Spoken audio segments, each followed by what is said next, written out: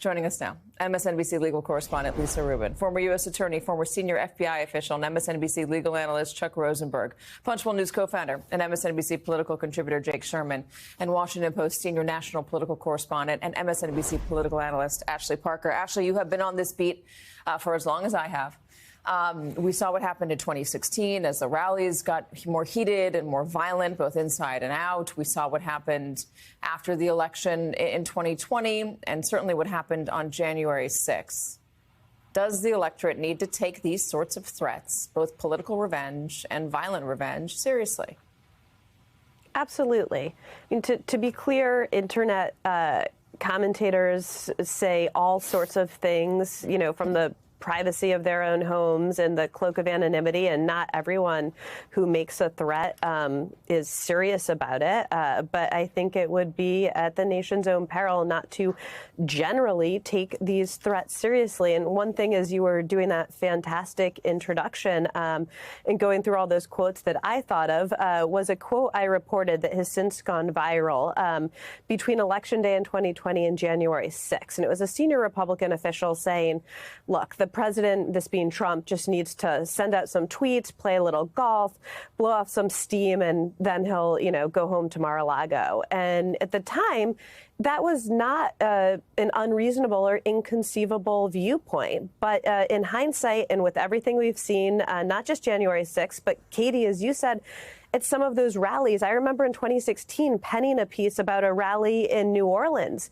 that got very heated. I think you were there, and a little bit violent, to the point where, as a reporter, I packed up my bag because I thought the whole place was going to implode and I needed to be nimble to report on it. That with all of that hindsight, of course, this needs to be taken seriously. Yeah, no, I remember that rally. That's one of the ones I cite when I talk about what it was like in 2016 and how the bicycle barricades, the bicycle racks seemed very flimsy at that rally as the crowd got angrier and angrier. I think you and I looked at each other in that moment and said, oh, my God, things could get very ugly. Yeah.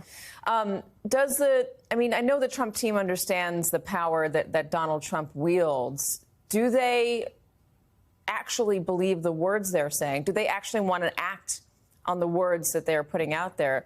The idea of political revenge. Do they see a second Trump term as a way to go after their enemies? I mean, Trump says, again, not unlike these anonymous internet trolls, Trump says a lot of things, but there is a very real sense, including, and this is something his former vice president has said publicly, which is that, you know, I know Donald Trump, and I know, and I take him at his word. He means what he says, and he does what he says. And there is a real sense that this time he very clearly wants revenge and retribution. And you can just, so is he going to do every single thing he has threatened? Not necessarily, but based on reporting, you can look at the people he is surrounding himself with, the people he's talking about putting into positions of power, the ways he's talking about rooting out the so-called deep state. It seems very likely that these are campaign promises that he plans to follow through. Yeah, and now it's not just Republicans looking the other way or saying that I didn't see that quote, or I'm not sure, he doesn't really mean what he says. Now you have Republican lawmakers saying, yeah, we got to get revenge.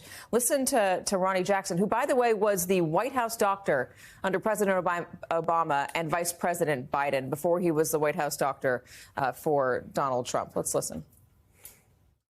President Biden should just be ready, because on January 20 of next year, when he's former President Joe Biden, what's good for the goose is good for the gander. And I am going to encourage all of my colleagues and everybody that I have any influence over as a member of Congress to aggressively go after the president and his entire family, his entire crime family, for all of the misdeeds that are out there right now related to this family. Jake, not so long ago, that used to be extreme rhetoric, and the Republican Party as a whole didn't totally align themselves with it. Now you have mainstream Republicans saying the same thing. Marco Rubio saying we need to fight fire with fire. What is going on with Marco Rubio? Is this all about becoming the vice president? Let me start with Ronny Jackson, Katie. Ronny Jackson today, like 3 or 4 hours ago, was appointed by Speaker Mike Johnson to fill a vacant seat on the House Intelligence Committee. So this puts him at literally the highest point in the congressional intelligence apparatus, and he'll oversee the CIA, the NSA, divisions of the FBI, various intelligence organs, and he will get some of the most sensitive intelligence documents and assessments and just information that the United States government has. And that shows you where the Republican Party is today, that somebody who says those things is then put on the Intelligence Committee. And furthermore, let me add one more thing. Scott Perry, who was key in Donald Trump's efforts to overturn the 2020 election and had his phone confiscated by the FBI in a federal probe, has also just been appointed to the House Intelligence Committee, and where he'll oversee the FBI that was investigating him. So we've really taken a turn even here on Capitol Hill. And I want to mention one other thing before I get to Rubio very quickly. Marjorie Taylor Greene, who's very easy to dismiss because of her outlandish rhetoric, told me the other day in a conversation outside the Speaker's office that she would propose withholding various funds from various prosecutors, and suggested that Chuck Schumer should intervene if he wants those funds in the New York case that convicted Donald Trump, and get the judge and get some court to overturn it. I mean, these things, Katie, would be, again, easy to dismiss because they're from fringe elements of the party. But unlike 10 years ago, 5 years ago, 7 years ago, the fringe elements of the party are driving the agenda. So I think that you could foresee, if Trump is in the White House and Republicans are in the House majority, that we're just going to be in leave aside January 6th, which was horrific in and of itself.